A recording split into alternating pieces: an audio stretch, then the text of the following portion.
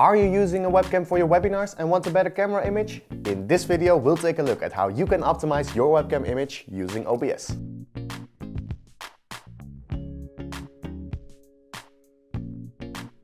But just like with the vMix demo, it was too long to be one video. So enjoy the first part of this OBS demo. After you have added your webcam as a video capture device in OBS, you can see your camera image in the OBS canvas. And as you can see, the first thing we need to change is the resolution. So right click on your source and go to the bottom and go to Properties. Scroll down a bit and here you will see resolution and frames per second type. Currently it's set to device default and we need to set it to custom. And now we can change the resolution to our resolution, which is 1920 by 1080p.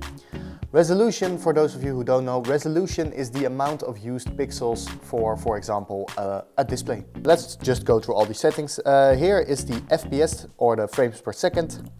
You can match the output, you can set it to highest, or 30 or 24 as they use in the movies.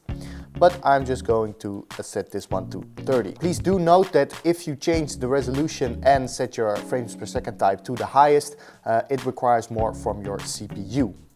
Then you have video format. This is how your video is compressed during the live stream, and you can set it to any, or in this case MJPEG. MJPEG is the most commonly used, and MJPEG stands for Motion JPEG, which means that it's just a whole lot of JPEGs strung together to create your video. So just leave those to any. Below that you have the color space. Color space is a specific area of the RGB spectrum used for video. Right now I'm using a Logitech C922 Pro Stream webcam, so I will just leave this to default. But if you have another webcam and you want to change these settings, you can check and see which one works the best for you. But because we are going to change so many more settings, I will just leave this one to the default.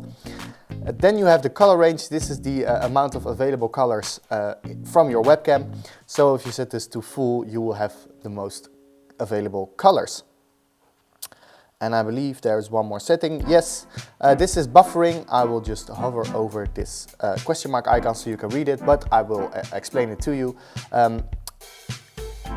If you enable this, it will ensure the smoothest, accurate playback possible, but with a bit of increased latency.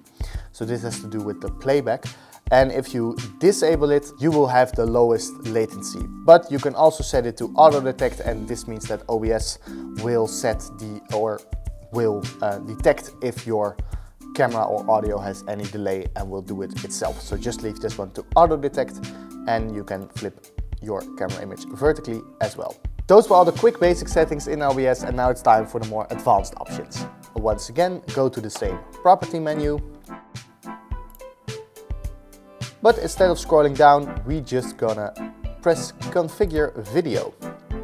And then it will open up the video proc amp window. And for those who work backstage or work in post-production will probably see a very familiar sight. Especially if you are like me, an editor as well, and you work a lot with color grading, a lot of these options and sliders will look familiar. So it's time to change these settings. The first one speaks for itself, and that is the brightness. Brightness, simply said, is how much of the light is reflective. So if I just slide around and turn it all the way up to 255, you can see the brightness has changed. And if I set this all the way down, it will look like this. So for now, I will just give it a little bit more than the 128 that we started with, and I'm going to set this to 142. Below that is the contrast, and the contrast is how much a certain color differs from another to make an object noticeable. An easy example is when you are reading a newspaper. The reason why you can read the newspaper is because of the contrast between the white background and the black letters you find on a newspaper. So if I change this slider, it will look like this. As you can see, I'm very noticeable and really far away from the background. And if I set this all the way down, you can see I'm almost completely merged into the background. But we started again on 128. So I will give it a little bit more contrast and set it to 135. Well, we can change the hue, but I will show that when we are going to the color correction options in OBS.